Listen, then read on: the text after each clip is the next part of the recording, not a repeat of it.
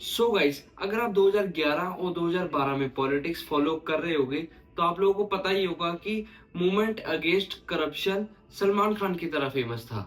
The world's biggest democracy, a mass protest is gaining strength despite government efforts to contain it. Silent revolution across the country. Thousands of ordinary citizens taking to the streets demanding that corruption be ended, hoping that their voice will reach those in the seat of power. लड़ाई जो है वो किसी individual के खिलाफ नहीं है, लड़ाई किसी पार्टी के खिलाफ नहीं है, लड़ाई हमारी भ्रष्टाचार और महंगाई की। 16 अगस्त से एक हफ्ते के लिए सारा देश छुट्टी लेके सड़कों के ऊपर उतरे। More than 1,200 people have been arrested for defying a ban on protests in the Indian capital, New Delhi. Social activist Anna Hazare and his supporters say the police action is undemocratic and they're vowing to continue their fight. और आज उस movement से बनी हुई party और उनके leader Kejriwal Sohail Khan की तरह फेमस है। Delhi has decided and it has given the mandate to the BJP. Arvind Kejriwal, the Aam Aadmi Party convener, Delhi Chief Minister for 9 years, has lost these elections. अच्छा, result final हो गया sir? कितना? 600 vote से? Sir क्या कारण देखते हैं इसका? अभी बताएंगे। मैं अब थोड़ी बहुत पॉलिटिक्स तो समझने लगा हूँ। यमुना पे वोट नहीं मिलेंगे। भारत माता की, यमुना मैया की, यमुना मैया की, यमुना मैया की। सो गाइस, अगर आपको 2015 की अरविंद केजरीवाल जी की एक बात याद है, उन्होंने कहा था कि हम पॉलिटिक्स को पूरी तरह से बदल के रख देंगे। बट देखो आज क्या हालात है, दिल्ली वालों ने उन्हें ही बदल दिया। मैं गलत कमेंट मत कीजिए यार। अरे भाई समझ के बोल रहा हूँ यार, बुरा लगता है भाई, आप लोग भी जानते। सो इस वीडियो में हम आगे बात करेंगे कि कैसे बीजेपी का दिल्ली मैजिक कामयाब हुआ और कैसे केजरीवाल का डाउनफॉल हुआ दिल्ली के अंदर, और क्या आप केजरीवाल दोबारा से रिकवर हो पाएंगे सप्ताह के अंदर या परमानेंटली उनकी हो गई tata bye bye.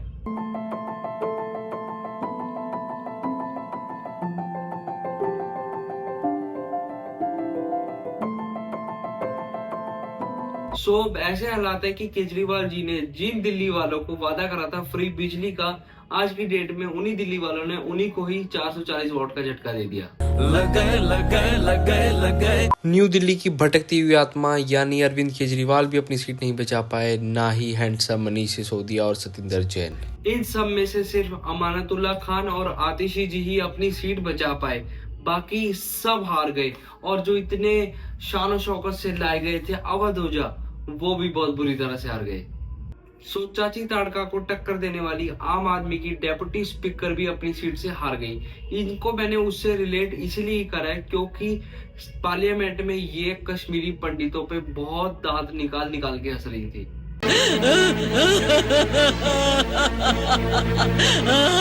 Files tax free करो, अरे यूट्यूब पे डाल दो, फ्री हो जाएगी। टैक्स फ्री क्यों करा रहे हो? सो अब बात करते हैं, यही केजरीवाल जी थे जिन्होंने 2020 में पीक मोदी गवर्नमेंट वाली सरकार को भी हराया था। और अब ऐसा क्या हुआ जब ये मुख्य बल गिरे 2025 के अंदर, हालांकि दिल्ली अपने फुल फेसिस के साथ उतरी भी नहीं थी और अभी तक भी उन्होंने अपना सीएम अनाउंस नहीं करा कि हमारा सीएम फेस कौन होगा। सो अब देखना है कि एकदम से ऐसा क्या हुआ जो आम आदमी पार्टी इतनी बुरी तरह से अपने गढ़ में से हार गई।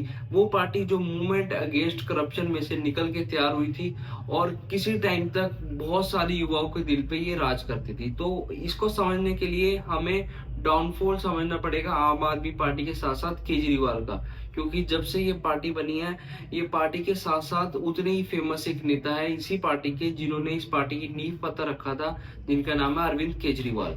स्टार्टिंग में दिल्ली के अंदर आम आदमी पार्टी और अरविंद केजरीवाल की मार्केटिंग स्ट्रेटजी इतनी ज़्यादा ज़बरदस्त थी कि ये सबके दिलों पे राज करते थे। बट एक टाइम ऐसा है कि इनके दिमाग पे सिर्फ ईगो चढ़ गई। बट अगर रियलिटी की बात करें, जब इनकी मूवमेंट अगेंस्ट करप्शन चल रही थी तब सबके दिलों पे राज करते थे सिर्फ एक अरविंद केजरीवाल। अगर आपको वो दौर याद होगा तो उस टाइम केजरीवाल एक ऐसे नेता थे जो कांग्रेस के खिलाफ फुल फ्लेजेड खुल के आए थे सामने कि कांग्रेस एक भ्रष्ट पार्टी है और इसको मैं मिट्टी में मिला के रहूंगा। तो सब लोग इसे रिलेट भी कर पा रहे थे कि एक आदमी जो कितना भला होगा, जो अपने देश के लिए अपनी इतनी अच्छी और इतनी कंफर्टिंग सरकारी नौकरी छोड़ के उतरा है सड़कों पे सिर्फ देश का अच्छा करने के लिए। तो सब लोग इससे रिलेट कर पा रहे थे। हालांकि सच्चाई बार बार खुलती रही इनके सामने, बट उस टाइम तो एकदम कल्ट फैन बेस बन चुका था इनका मिडिल क्लास लोगों के अंदर।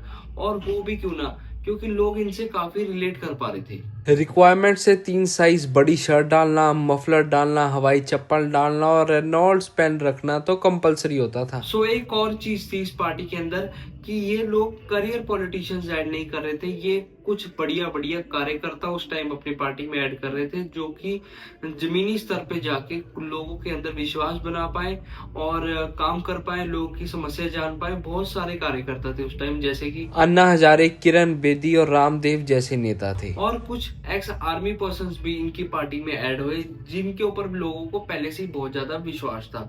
तो ये थी इनकी बहुत अच्छी marketing strategy. But marketing strategy के साथ साथ इनके दिमाग पे पावर का भी जुनून चढ़ता रहा, जिसकी वजह से ये अपना जो मेन टैगलाइन थी कि हम करियर पॉलिटिशियंस नहीं बनेंगे, उसी को ही ठुकरा दिया इन्होंने। और जैसे ही अपनी बात बोली, कुछ टाइम बाद उसे यूटर्न लेके ये बन चुके थे पॉलिटिशियंस। केजरीवाल का सबसे बड़ा झूठ, अरविंद केजरीवाल ने अपने बच्चों की कसम खाकर कहा था वो ना बीजेपी का साथ लेंगे ना कांग्रेस की मदद, लेकिन बाद में उन्होंने बच्चों की कसम भुला दी, कांग्रेस की मदद से सरकार बना ली। आपको सुनवाते हैं केजरीवाल की वो यादगार कसम। संदीप दीक्षित से मेरा दूर दूर का कोई लेना देना नहीं है, और बच्चों की कसम है ना बीजेपी से गठबंधन करेंगे ना कांग्रेस से गठबंधन। आज अगर कांग्रेस का गठबंधन हो जाए, बीजेपी 7 सीटें हार जाएगी। हारेगी कि नहीं हारेगी? जमानत जब्त हो जाएगी। दोस्तों, उनको मना के थक गए। मुझे नहीं समझ आता कि उनके मन में। और शुरुआत में ये बोला करते थे कि हम सरकारी गाड़ी भी नहीं लेंगे, हम फंड्स में मिली हुई अपनी वैगनर गाड़ी का ही यूज करेंगे। बच्चों की कसम भी खाई थी कि हम कभी भी काफिला नहीं लेंगे, घर नहीं लेंगे, सब कुछ ले बैठे। इनकी जो पावर की भूख थी वो खाज की तरह थी, इनकी बढ़ती ही जा रही थी। कुछ टाइम बाद वापस आ रही थी, फिर ये अपनी बातों से मुकर रहे थे। और जो मेन इनका नींव पत्थर था आम आदमी पार्टी बनने का, वो इनका ये था। मैं सबको याद दिला दूं, इन्होंने बोला था कि हम कांग्रेस के खिलाफ लड़ेंगे, जो कांग्रेस करप्शन कर रही है, क्योंकि उस टाइम बीजेपी थी ही नहीं। 2011 में पार्टी बनी थी आम आदमी पार्टी। इनका मेन प्रोपेगेंडा ये था कि हम कांग्रेस को बिल्कुल निस्तो नाबूद कर देंगे, करप्शन का भांडाफोड़ कर देंगे। ये देखो अब वीडियो। देश के साथ बहुत बड़ा, बंद कर दो सीबीआई, बंद कर दो एनफोर्समेंट डायरेक्टोरेट, बंद कर दो सारी जांच एजेंसियां, बंद कर दो एसीबी। अगर तुमसे जांच नहीं होती तो जांच करानी है, सोनिया गांधी को गिरफ्तार करो, 2 दिन उसका इंटेरोगेशन करो, देखो पता चल जाएगा किस किसने रिश्वत लिया और किस किसने। बट फिर से यूटर्न ले लिया और कुछ टाइम बाद उसी कांग्रेस से हाथ मिला लिए, जिसके खिलाफ लड़ते लड़ते ही इनका वजूद बना था।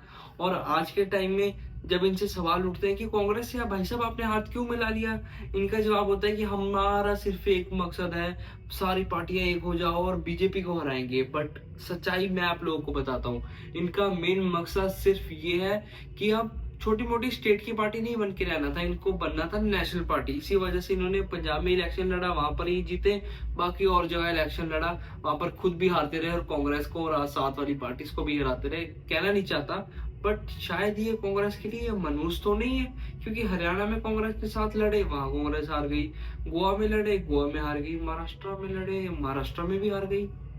और जैसे जैसे इनकी पावर की भूख इनके सर पे चढ़ती गई, वैसे वैसे इन्होंने अपने जो ईमानदार कार्यकर्ता थे उनको लात मार दी, जैसे किरण बेदी, शाजिया इल्मी और इनके बहुत सारे दोस्त हैं। आगे जाके सब प्रूफ भी मैं आपको दिखाऊंगा। बट फिर इन्होंने अपने सराउंडिंग रख लिए, अपने चमचे प्लेट जो सिर्फ इनकी बात मानते थे और इनकी चाटते थे। और कुछ टाइम बाद इनकी पावर इतने सिर पे चढ़ गई थी कि ये देश के खिलाफ बोलने में भी नहीं हिचकिचाते थे। राजनीति से उस समय विद्रोह करना चाहिए, सच बोल देना चाहिए जब आपको लगे अब मनुष्यता से और देश से समझौता हो रहा है। मैंने भी तभी बोला जब मनुष्यता से समझौता हुआ, जब अपने चारों तरफ के भ्रष्टाचार से आंख मूंदी गई, अपने चारों तरफ के अनाचार से आंख मूंदी गई। सो अगर मैं आपको नॉर्मल टर्म्स में बताऊं, इनका सिर्फ एक गोल था कि हम कांग्रेस को रिप्लेस कर दें। तो इन्होंने ये काम दिल्ली में करा जरूर, बट उनसे अच्छी पार्टी बनके नहीं, उनसे और ज्यादा डाउनग्रेडेड और बदतर पार्टी बनके करा। और अगर आपको मैं एक और क्लिप इनकी दिखाता हूँ जिससे आपको कुछ याद आएगा कि बाटला हाउस में सबसे पहले इन्होंने टेररिस्ट का साथ देके उनके खिलाफ वीडियो अपलोड करी थी।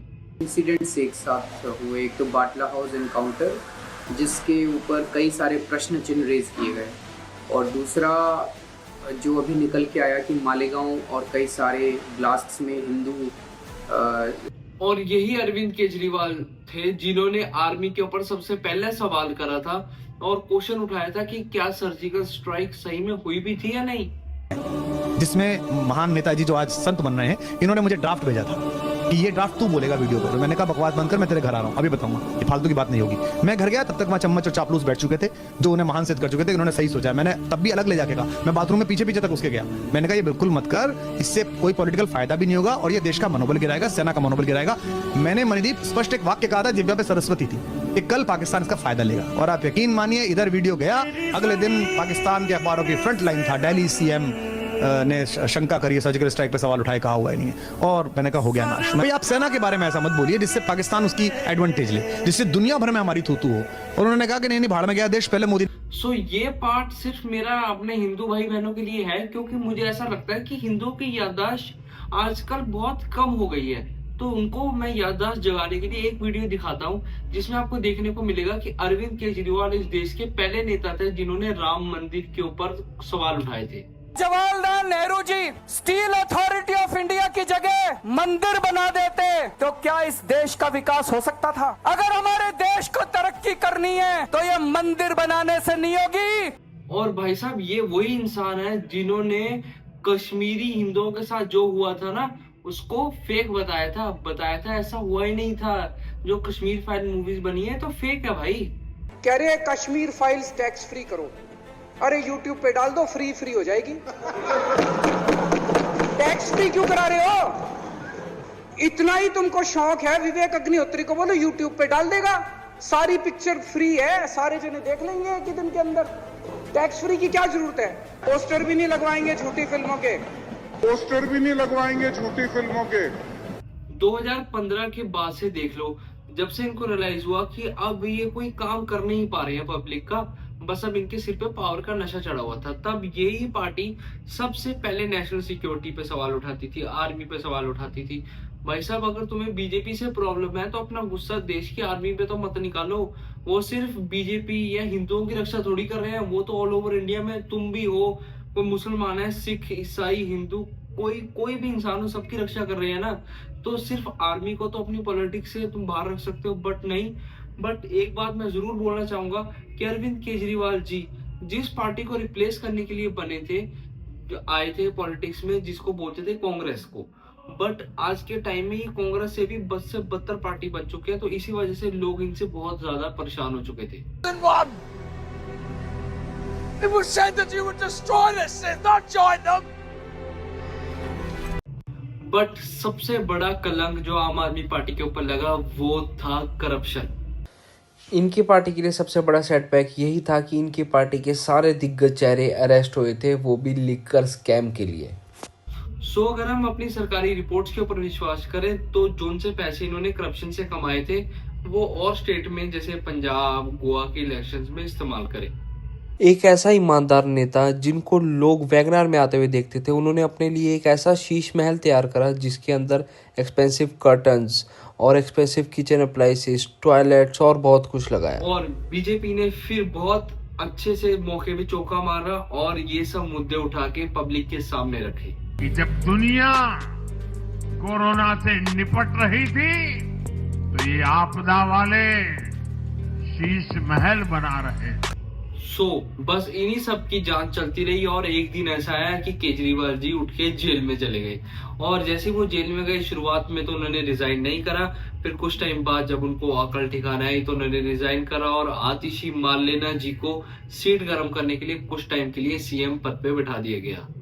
और अब बात करते हैं कि बीजेपी ने अरविंद केजरीवाल का किला कैसे गिराया। इतने सालों बाद, 27 साल बाद बीजेपी जीती और ऐसी पार्टी को हराने के बाद जीती जो बिल्कुल टेंशन में बैठी थी कि जेल भेजो चाहे हमें तुम चांद पे भेजो, जीतेगा तो अरविंद केजरीवाल ही। बट ऐसा नहीं हुआ क्योंकि बीजेपी ने बैक टू बैक पिछले 8-9 महीने से तेज से मुद्दे उठाने शुरू कर दिए। यमुना के, गंदी हवा के, गंदे पानी के, बिजली के, नौकरियों के, बस के, वुमेन की सेफ्टी के और कई तरह के मुद्दे बीजेपी ने उठाने शुरू कर दिए। परवेश वर्मा जी, जो मतलब जायंट किलर के नाम से जाने जाते हैं, जो अरविंद केजरीवाल के गढ़ से सीट हटाई, उन्होंने, अगर आप देखोगे, उनका अनाउंस फेस शायद जनवरी में अनाउंस हुआ था कि ये उस सीट से लड़ रहे हैं, बट वो नवंबर दिसंबर से ही उन्होंने अपने काम करने शुरू कर दिए थे। लोग डोर टू डोर जाना शुरू करा था। तो ये सब काम बहुत पहले से हो रहा था और बीजेपी ने बहुत अच्छा काम करा, जिसके लिए ताड़ियां भी बनती है। बीजेपी ने करा, स्टार्टिंग से ही प्रॉब्लम्स बतानी शुरू कर दी। बीजेपी ने बहुत अच्छे से मोहल्ला क्लिनिक स्कैम दिखाया, जगह जगह जाके क्लिनिक्स के हाल दिखाया और उस पे लगे हुए ताले दिखाए और सड़कों पे भरे हुए नाले दिखाए। बच्चे डिफिकल्टीज से कैसे स्कूल जा रहे हैं वो बस से बदतर हालत दिखाई। और ये सारी प्रॉब्लम्स देख के पब्लिक ऑलरेडी इनसे तंग आ चुकी थी, क्योंकि बेसिक जरूरत पानी जैसी चीज भी नहीं मिल पा रही थी दिल्ली वालों को साफ। और कुछ ही टाइम पहले जैसे निर्मला सीतारमण जी ने टैक्स का निकाल दिया, तो उससे भी काफी लोग इम्प्रेस्ड थे। और बैक टू बैक लोगों के सामने बीजेपी ऐसे पिच कर रही थी, माइक्रो टारगेट कर रही थी कि जैसे मान लो एग्जांपल से मैं आपको समझाता हूँ, केजरीवाल जी अगर एक रैली पे जा रहे हैं तो उस टाइम क्या हो रहा था कि जैसे मान लो वो पूरा द्वारका एरिया कवर कर रहे थे, बट बीजेपी वाले क्या कर रहे थे, द्वारका एरिया का भी एक ब्लॉक कवर करके, ब्लॉक मतलब 4-5 गलियों का सेट कवर करके माइक्रो टारगेटिंग करके लोगों को समझा रहे थे कि क्या गलत हो रहा है और आगे जाके तुम्हारे साथ क्या सही हो सकता है। और बट लोगों ने इसके साथ साथ बीजेपी का ट्रैक रिकॉर्ड पे भी विश्वास रखा, जैसे आसाम हो गया, मध्य प्रदेश हो गया, इनके सारे ट्रैक रिकॉर्ड्स देख के जनता ने वोट करी। चमकती हुई दिल्ली है राहुल जी, क्या पेरिस जैसी दिल्ली है, सब जगह यही हाल है। सो एक और लास्ट बात बताता हूँ मैं आपको, जिसकी वजह से अरविंद केजरीवाल जी इतनी बुरी तरह हारे, वो है कांग्रेस। जिस पार्टी के कदमों में पड़े रहते थे बाकी नेशनल पार्टी बनने के चक्कर में अरविंद केजरीवाल, बट दिल्ली इलेक्शन में इन्होंने सोचा कि वाह, अरविंद केजरीवाल नाम ही काफी है, हमें कांग्रेस की जरूरत नहीं है, खुश। बट वही कांग्रेस इन पे भारी पड़ गई, क्योंकि राहुल बाबा हमारे, मतलब मुझे तो ऐसे लगता है राहुल बाबा कांग्रेस से ज्यादा बीजेपी सपोर्टर है, बीजेपी प्रमोटर है। वैसे ही इन्होंने इस इलेक्शन में भी काम करा, हर सीट्स पे जाके अरविंद केजरीवाल जी की ऐसी निंदा करी, ऐसी बुराई करी, ऐसे नकाब उतारे है ना कि लोग कांग्रेस से भी इम्प्रेस्ड हुए। काफी डाटा है मेरे पास, मैं आप लोगों को दिखाता हूँ कि जितनी सीट कांग्रेस ने जीती तकरीबन उतने मार्जिन से आम आदमी हार गई। मनीष सिसोदिया तकरीबन 700 वोटों से हारे और कांग्रेस ले गई 6,500 वोट, और केजरीवाल खुद 2,000 वोटों से हारे और कांग्रेस ले गई 3,500 वोट, और बाकी सीटों पे भी तकरीबन कुछ ऐसा ही हाल था। और एक बात और मैं अगर आपको बताऊं तो कांग्रेस बस बीजेपी को जिताने के लिए नहीं आम आदमी को हरा रही थी, तो कांग्रेस का मेन इच्छा थी कि दिल्ली में कई साल कांग्रेस ने राज करा और आज तीसरे चौथे नंबर की पार्टी है, तो कांग्रेस को ये मालूम था कि अगर केजरीवाल हारेगा तभी हम दूसरे नंबर की पार्टी बन पाएंगे, तो दबा के प्रमोशन करा। अगली बार आप लिख के ले लो, अरविंद केजरीवाल का और बुरा हाल होगा इलेक्शन में, कांग्रेस फिर सेकंड नंबर पे आएगी, जीतेगी बीजेपी, क्योंकि जहां तक मुझे उम्मीद है एज अ बीजेपी सपोर्टर कि बीजेपी कुछ काम करे, बट अगर काम नहीं करेगी तो हार जाएगी। भाई मैं ऐसा सपोर्ट जरूर करता हूँ, बट मैं ये नहीं कहता हूँ कि भाई मोदी जी है तो जाके वोट दबा दो। मोदी जी अगर काम नहीं कर रहे, मोदी जी हारेंगे। किसी ने खरीद नहीं लिया प्रधानमंत्री की सीट, हमारा देश फ्री टू वोट है, आप किसी को भी जाके वोट करो। आपने देख ही लिया हाल, थोड़े से ऊपर नीचे हुई तो 300 भी सीट नहीं है इस टाइम। सेंटर में बीजेपी खुद के दम पे भी नहीं सरकार बना पाई, तो देखते हैं आगे जाके क्या होता है। अगर आपको मेरी वीडियो पसंद आई हो और कुछ नॉलेज मिली हो तो लाइक जरूर कर देना, कमेंट कर देना, बहुत मोटिवेशन मिलती है। जल्दी मिलते हैं ऐसी वीडियो से। Bye bye, love you.